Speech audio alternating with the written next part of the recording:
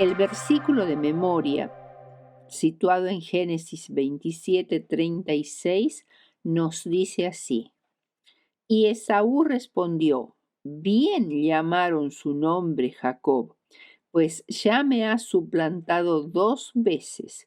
Se apoderó de mi primogenitura, y he aquí ahora ha tomado mi bendición. Y dijo: ¿No has guardado bendición para mí? Génesis 27:36. El primer punto que vamos a tocar es mellizos contrapuestos.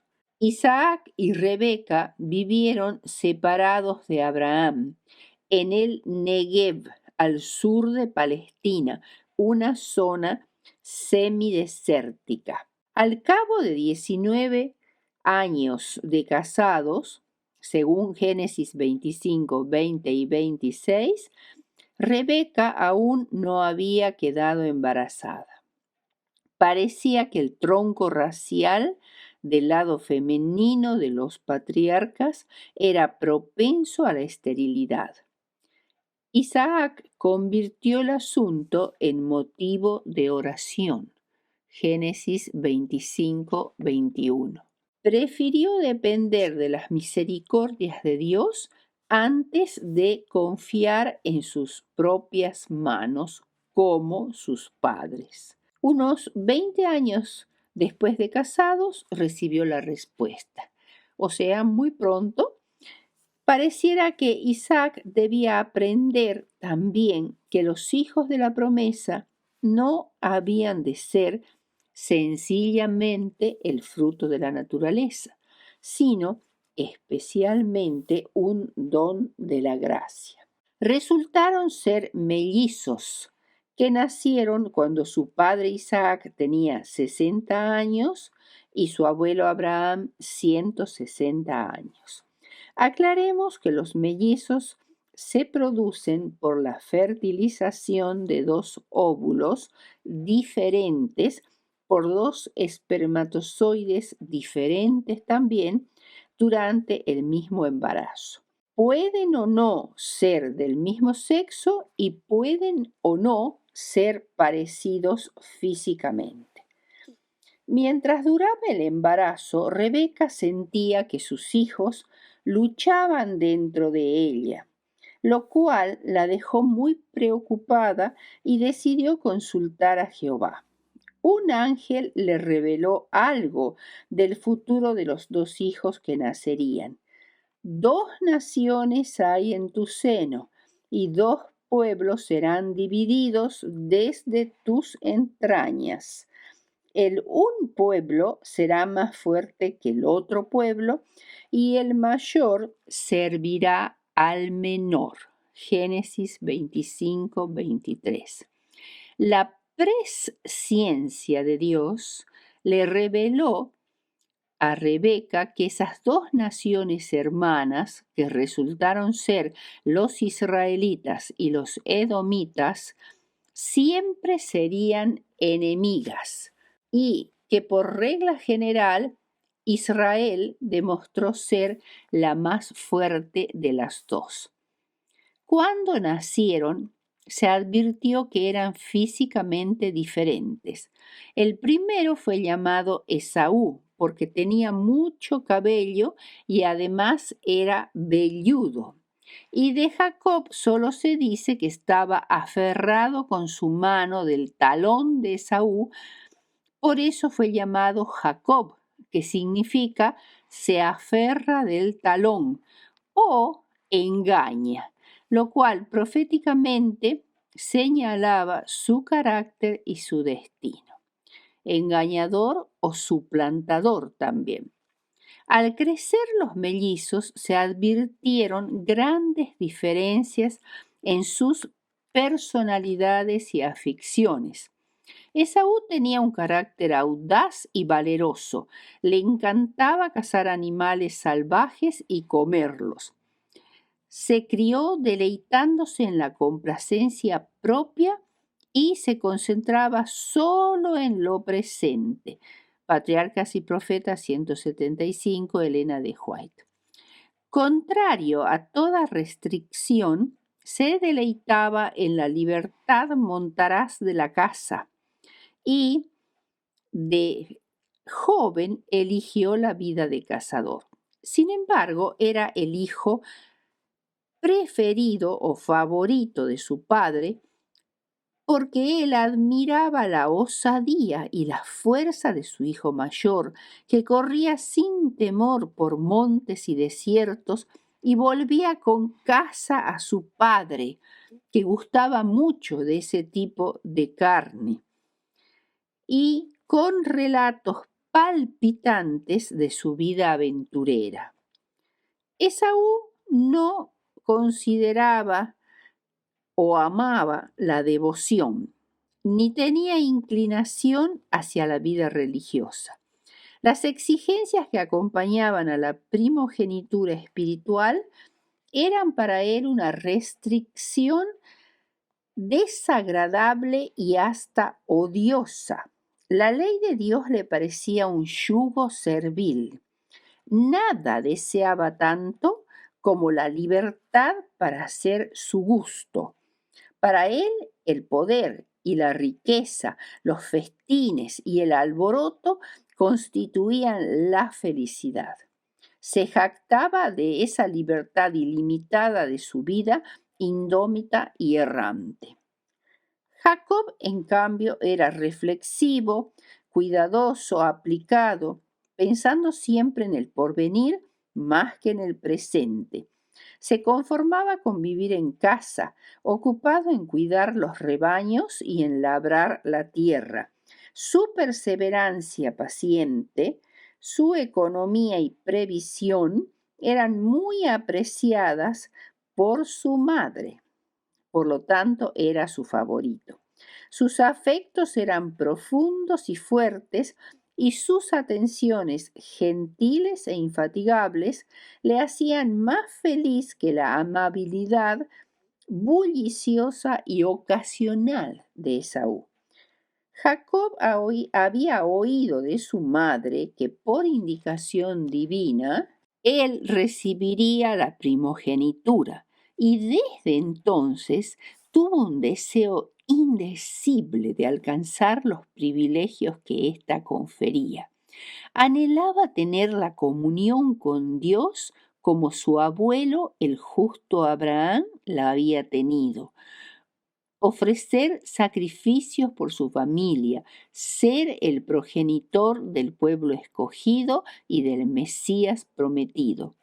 Día y noche este asunto ocupaba sus pensamientos hasta que se convirtió en el interés absorbente de su vida.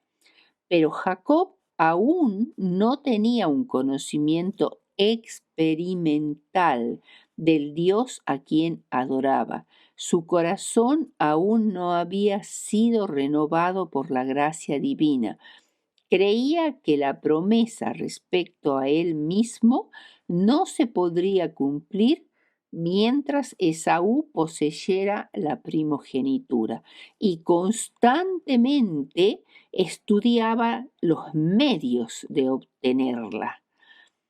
Pero Esaú pasó la crisis de su vida sin saberlo. Lo que consideró como un asunto apenas digno de un pensamiento fue el acto que reveló los rasgos predominantes de su carácter.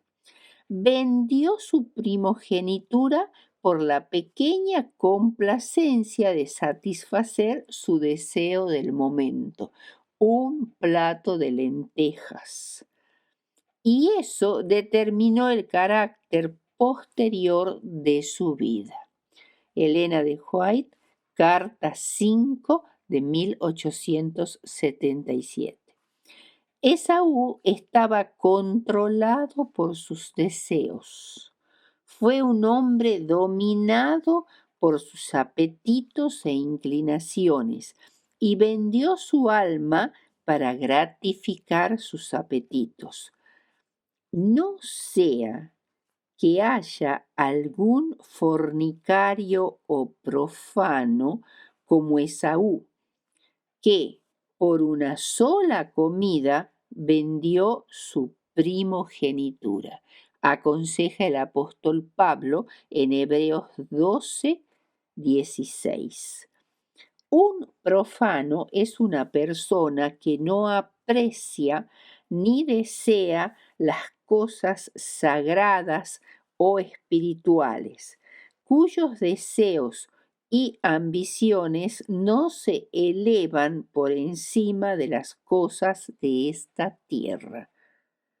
Carta 47 de 1894 de Elena de White.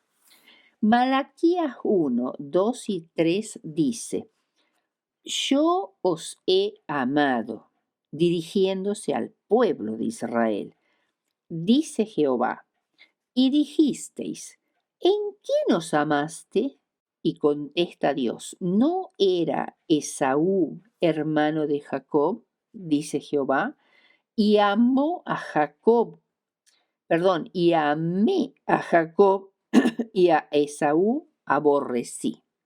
En este texto, refiriéndose a los hermanos mellizos que tenían la misma herencia y procedían del mismo ambiente, el Señor se esfuerza por explicar a los judíos que el favor divino no se prodigó sobre Israel debido a su nacimiento, sino a su carácter.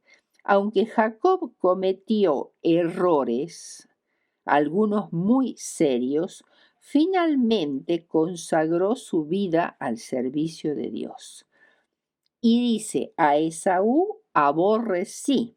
Esta es una típica hipérbole del cercano oriente, o sea, es una forma de expresarse usando una comparación o una figura muy exagerada. Se encuentran otras hipérboles en Génesis 29:33, en Deuteronomio 21:15, en Salmo 119:136.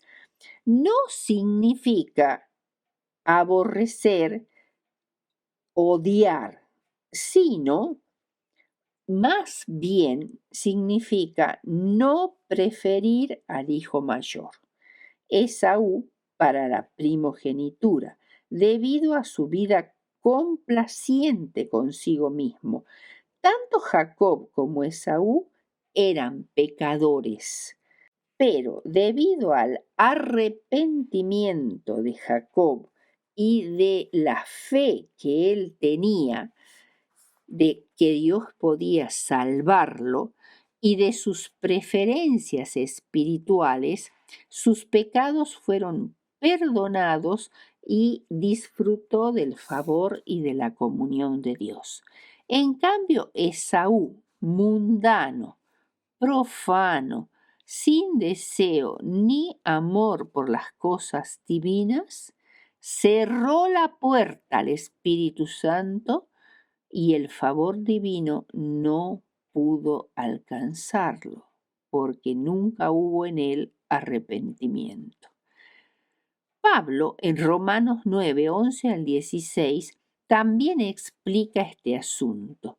El hecho de que el menor, Jacob, tendría preeminencia sobre el mayor, Esaú, fue predicho a Rebeca cuando aún no habían nacido y no habían hecho nada malo ni bueno, porque justamente esto es lo que es una profecía. Nos dice algo del futuro porque Dios conoce el pasado, el presente y el futuro. Eso es su presciencia. Entonces, también se destaca, además de su presciencia, el hecho de que Dios se reserva el derecho de asignar a los hombres y a las naciones diversas responsabilidades. O sea, Él elige a quien Él quiere, a quien Él ve que va a ser mejor preparado para cumplir cierta misión. Jacob fue elegido para ser el progenitor de la nación de Israel Eso no significa en lo más mínimo que Esaú fuera elegido para perdición. Es muy diferente la salvación de la función que Dios le da a los seres humanos. La salvación depende del arrepentimiento, porque todos somos pecadores, pero la función que vamos a cumplir en la vida depende de la acción directa de Dios, de su elección. ¿Qué diremos? Dice Pablo. ¿Hay injusticia en Dios? Dios no puede ser acusado de ser injusto, pues Él se atribuye a sí mismo expresamente la libertad de tratar con los hombres de acuerdo a sus propósitos divinos, que son siempre sabios y justos. No se trata de la salvación personal, sino del derecho de Dios de conceder ciertos favores a quienes Él considera conveniente. Dios es demasiado sabio para equivocarse y demasiado bueno para negar un bien a los que andan en integridad. Camino a Cristo, página 96, Elena de White. En el caso de Esaú, aunque Hebreos 12:17 dice que para él no hubo arrepentimiento, aunque lo procuró con lágrimas. En el versículo 17, la verdad es que los largos años de ir en pos de propósitos terrenales lo incapacitaron para cumplir con las responsabilidades más serias de la vida. Su propia elección había modelado su manera de pensar y su carácter. Él no se arrepintió nunca de sus malos hábitos, sino sencillamente lo que está diciendo aquí el versículo, se arrepintió de haber vendido la primogenitura. Eso fue lo que le causó dolor. Deseaba recuperarla, pero sabía que su decisión había sido irrevocable. La había perdido para siempre porque la había menospreciado. Ningún acto arbitrario de Dios impidió que Esaú recibiera la herencia que normalmente hubiera sido suya si él hubiera tenido otra actitud. Fue su carácter lo que lo descalificó para los privilegios y las responsabilidades de la primogenitura.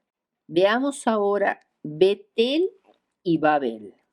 En la escena del engaño de de Isaac por parte de Jacob, tan conocida que está en Génesis 27, 12 y 13, no hay inocentes, todos son culpables. Veamos, Isaac, ¿cuáles fueron las razones por las cuales terminó siendo engañado? Primero, que no tomó en cuenta la profecía divina sobre sus dos hijos cuando aún estaban en el vientre de su madre.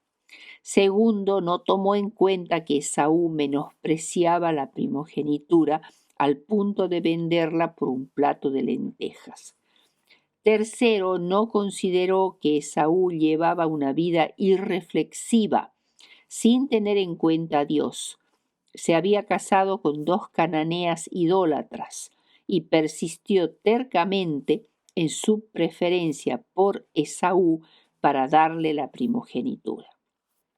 Y finalmente inició un proceso de transferencia que cuando se completara sería irrevocable.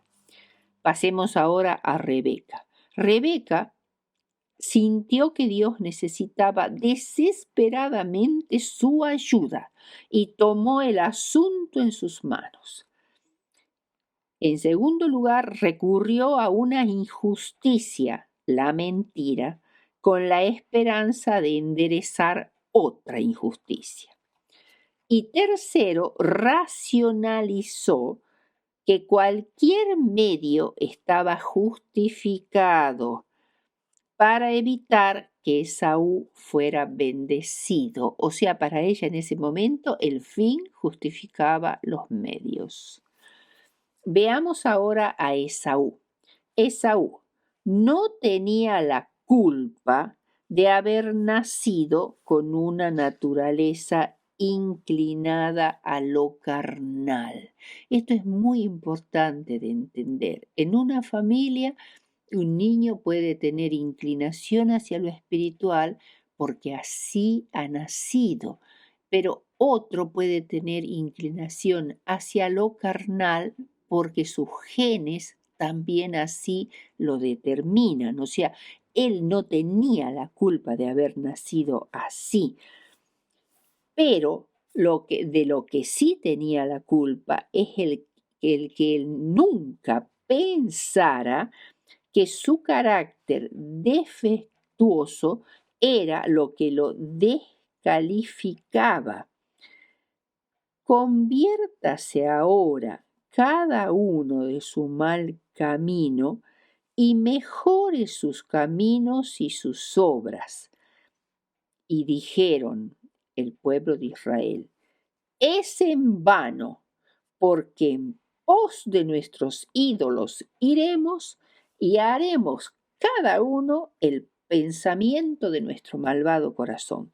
Esto está en Jeremías 18, 11 y 12. Esta es una súplica que Dios le hace al pueblo de Israel, al pueblo de Judá, mejor dicho, porque Israel ya había sido destruido, el reino del norte, y Dios les está suplicando que cambien para que no sean destruidos y erradicados de la faz de la tierra.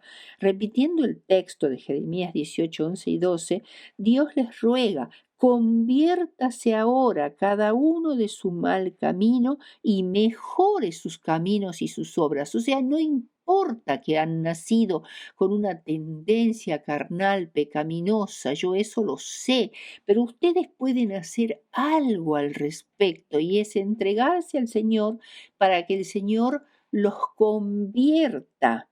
En realidad es Dios quien nos convierte. ¿Y cómo contestó el pueblo? El pueblo dijo: es en vano, no nos pidas cosas imposibles, porque estamos determinados a seguir con nuestra forma de vivir. En pos de nuestros ídolos iremos y haremos cada uno el pensamiento de nuestro malvado corazón. Eso fue lo que pasó con Esaú. Jeremías 18, 11 y 12. Él en realidad no tenía la culpa de haber heredado una naturaleza impulsiva, egoísta y falta de sabiduría, pero sí tenía la culpa de cultivar la complacencia propia, o sea, hacer todo lo que le pedía su cuerpo, la autoindulgencia y el quebrantamiento sistemático de toda ley. Como un abismo insondable, su carácter imperfecto se elevaba y se interponía entre él y Dios. Veamos ahora el caso de Jacob. Jacob primero se dejó convencer fácilmente por su madre, que lo adiestró para que la mentira resultara creíble. Y Jacob sabía perfectamente que había un mandamiento que decía: no mentirás. En segundo lugar, sus propios deseos no santificados, ese deseo vehemente que se había hecho como una tremenda obsesión de lograr la primogenitura, lo convirtieron en una fácil presa de los ardides de Satanás. Y tercero, tuvo que decir no una mentira, sino una serie de mentiras. En primer lugar, declaró ser Esaú, para lo cual tuvo que disfrazarse, tuvo que ponerse cueros de animales velludos para que su padre, ya prácticamente ciego, lo reconociese por la palpación y además sintiese el olor de los animales, que era el olor que traía Esaú cuando iba a cazar. Todo eso él hizo, esto fue una escenificación. No una sola mentira, una serie de mentiras. ¿Cuál fue la siguiente? Afirmó que la carne de cabrito era venado y que él la había cazado. Tercero, afirmó que Dios lo había ayudado a encontrar rápidamente la presa. O sea, no se conformó con mentir, sino que además lo involucró a Dios en la mentira, lo cual es una blasfemia. ¿Cuáles fueron las consecuencias? Primero, Rebeca se vio obligada a enviar a su amado hijo Jacob al exilio lo más pronto posible porque ya Esaú había dicho que en cuanto su padre muriera, él lo iba a matar a Jacob. Y de esa manera fue que Rebeca nunca más vio a su amado hijo Jacob porque ella murió antes de que él regresase. Qué gran tristeza para esa madre. En segundo lugar, Isaac quedó separado del hijo que había pasado por alto de Jacob y había de tener delante de él siempre el ejemplo impío de Esaú, del hijo que él había mimado tan ciegamente. Y tercero, Esaú perdió para siempre los privilegios de dirigir a la familia. Tenía 3 esposas que eran prácticamente idólatras. Se estableció al sureste de la tierra de Canaán, en la tierra de Seir, donde se convirtió en un poderoso caudillo que comenzó a vivir por la espada, como lo había dicho su padre en la bendición que le dio en Génesis 27:40, controlando por la fuerza las rutas de comercio y casándose. O sea, era una vida, era como que tuviera una banda de forajidos que cobraban peaje a los que pasaban por las rutas comerciales y vivían de eso. Ese fue el futuro de Esaú, lamentablemente. Pero las consecuencias más serias fueron para Jacob. Tuvo que salir de Beerseba precipitadamente, sin nada, en la indigencia, solo con la bendición de su padre y dejando toda la propiedad de Isaac en manos de Esaú. Al final del segundo día de caminata, llegó a Luz, una ciudad a 80 kilómetros al norte de Beerseba. Pasó la noche en las afueras de la ciudad, cansado, solitario, triste. Parecía haberlo perdido todo, su relación con Dios, su hogar, sus amistades, sus padres. ¿Cómo llegar al Dios de Abraham? Era su pregunta angustiada. Y se acostó a dormir sobre la tierra, apoyando su cabeza en una piedra, y se durmió inmediatamente. Pero Dios no lo había olvidado. Lo contempló en su condición desesperada, vio su desengaño y le presentó en sueños la escalera mística que representaba a Jesucristo. He aquí el hombre que había perdido toda relación con Dios, y el soberano del cielo lo contempla y consciente en que Cristo salve el abismo abierto por el pecado. Jacob no veía ningún camino para llegar al cielo, pero Dios le mostró la visión de la escalera que conecta la tierra con el cielo a través de Jesucristo. Una bella cita de Elena de White dice lo siguiente: vosotros, habitantes de la tierra, alabad a Dios. ¿Y por qué?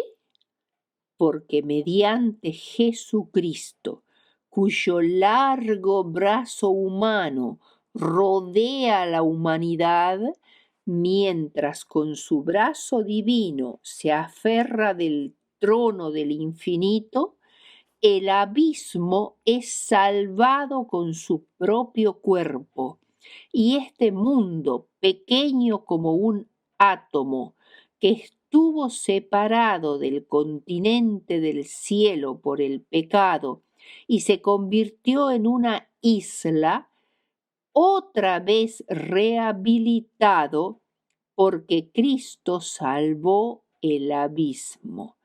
Si hay un alma en peligro, Dios está dispuesta a asistirla. Todos los ángeles del cielo serán enviados para prodigarle su atención. Repitamos esto último, es maravilloso. Si hay un alma en peligro, Dios está dispuesto a asistirla. Todos los ángeles del cielo serán enviados para prodigarle su atención. Esta es una cita que se encuentra en el manuscrito 5 de 1891 de Elena de White y que está citado en una meditación matinal que se llama Cristo Triunfante y cuya autora es Elena de White. Son citas de ellas recopiladas. Bien, ¿en qué se diferencian Babel y Betel? Bueno, Betel significa casa de Dios y puerta del cielo y fue el nuevo nombre que le puso Jacob a la ciudad de luz porque allí él vio la escalera mística que lo llevaba hasta Cristo mismo. Babel era llamada portal de los dioses, o sea, se creía que era la puerta por donde los dioses descendían hacia la tierra. Babel es el vano intento de los hombres que nunca llegaron a la puerta de Dios. Betel nos asegura que estamos en la casa de Dios y los que construyeron Babel tenían la ambición de alcanzar y penetrar el lugar del trono de Dios para ocupar ese lugar. Betel nos enseña que el acceso a Dios solo se puede alcanzar por Jesucristo, su don de gracia. En el sueño Jehová le confirmó a Jacob que él era el Dios de sus padres, el Dios de Abraham, que él tanto buscaba, y que le confirmaba todas las promesas hechas a ellos, la posesión de Canaán, una descendencia numerosa y una bendición para todos los hombres a través de él. También le concedió protección en su viaje y un retorno seguro al hogar. No te dejaré hasta que haya hecho lo que te he dicho. Génesis 28:15. El tercer punto es el engañador engañado, y esto abarca Génesis 29, 1 al 30. Fortalecido en el espíritu después de este maravilloso sueño, Jacob parecía volar por el camino. Inició su viaje desde la tierra de los orientales, o sea, hacia la tierra de los orientales, mejor dicho, o sea, esta es la última etapa de su viaje, ya hacia la tierra de los orientales, la alta Mesopotamia al noreste del río Éufrates, un viaje de algo más de 700 kilómetros que requirió más de 3 semanas para llegar. Finalmente llegó a un pozo en la proximidad de Harán, donde conoció a Raquel, su prima, hija de su tío Labán. Cuando llegó a la casa de Labán, llegó solo, con los pies lastimados, sin más posesión que su cayado, pero pocas semanas bastaron para demostrar el valor de su diligencia y habilidad en el trabajo. Labán, codicioso y calculador, comprendió que aquel sobrino era un ayudante valioso, sobre todo teniendo en cuenta que Jacob estaba profundamente enamorado de Raquel.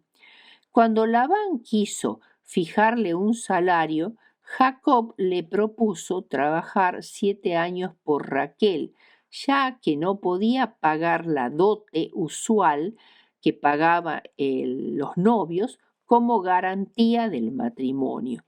Si pasaba esta prueba y se mostraba digno, recibiría a la hija por esposa y la dote era entregada a la hija en el día de la boda.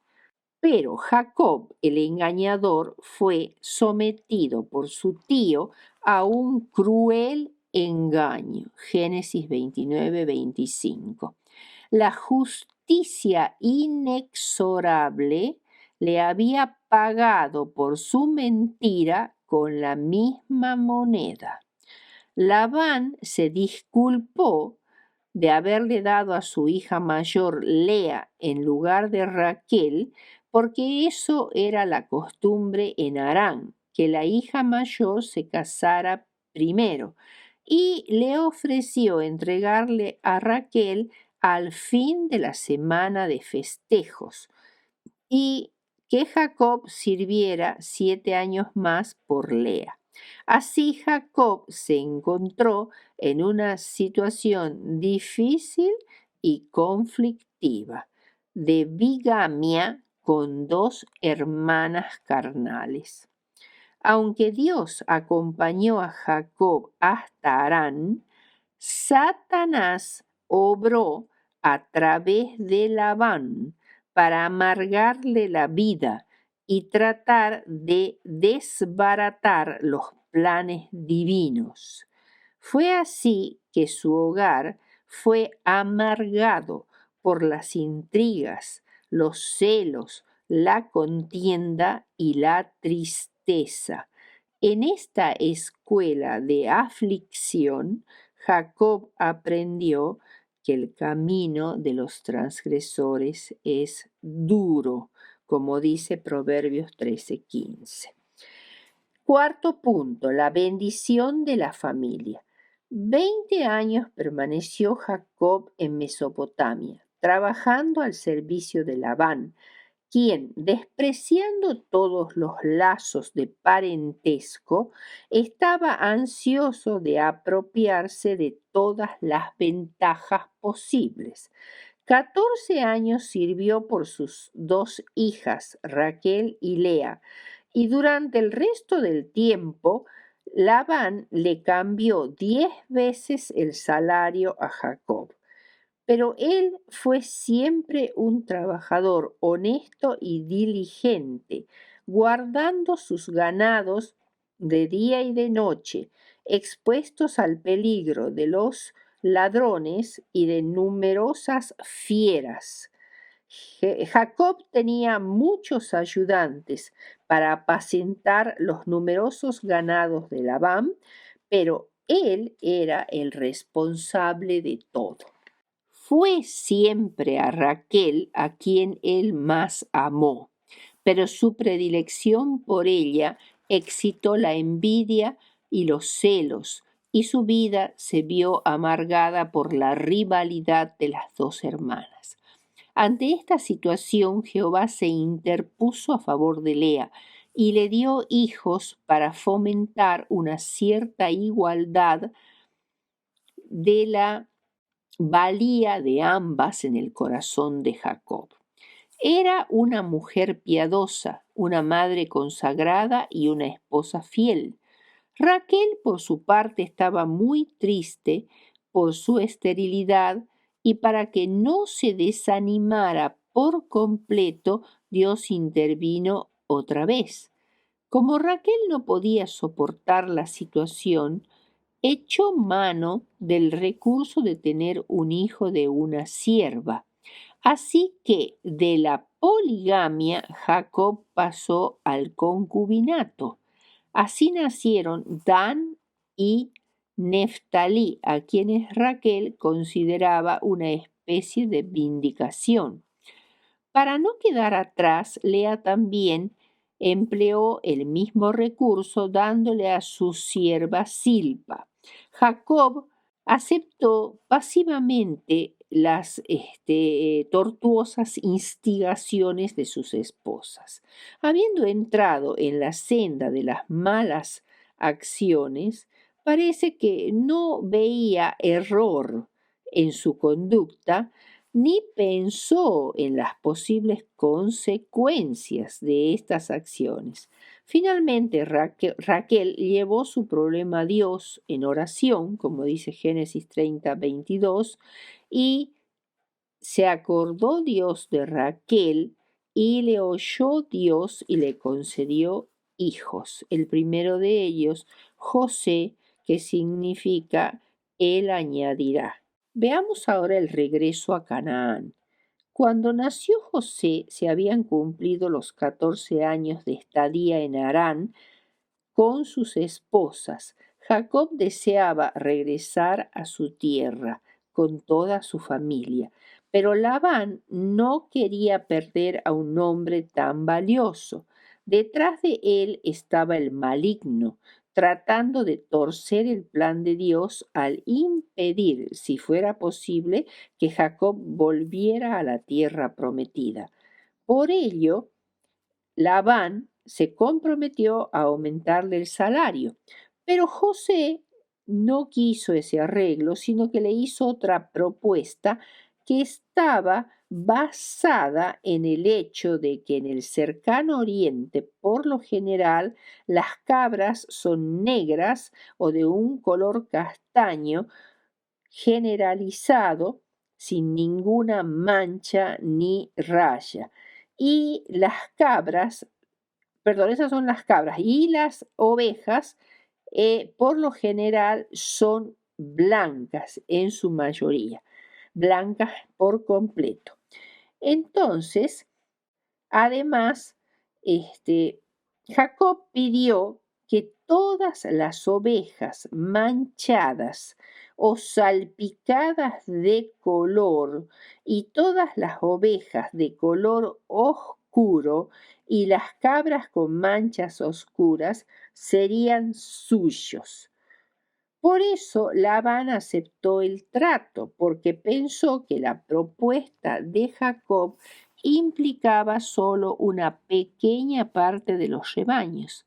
Y ese mismo día Labán pasó por todo el rebaño, apartando a todas las ovejas manchadas y las de color oscuro, lo mismo que las cabras, y se las entregó a sus hijos, y dejó a Jacob a cargo de los animales de color puro solamente, o sea que eran solamente negros o solamente castaños o solamente blancos. Finalmente, Labán puso 3 días de camino de distancia entre sí y Jacob.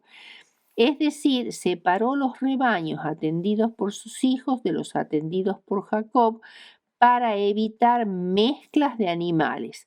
Lo que Labán no sabía es que algunos de los animales aparentemente puros de raza, de un solo color, ya sea blanco o color marrón o negro, liso, podrían tener características recesivas de otros colores en sus genes y podían transmitirle esos genes recesivos a sus descendientes, que por lo tanto resultarían manchados o rayados.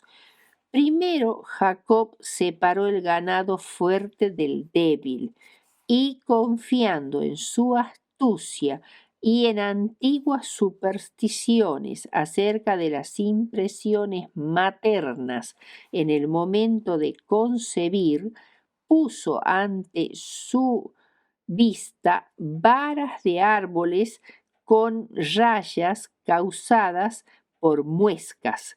Pero es imposible que la madre pueda marcar a sus descendientes por lo que ve.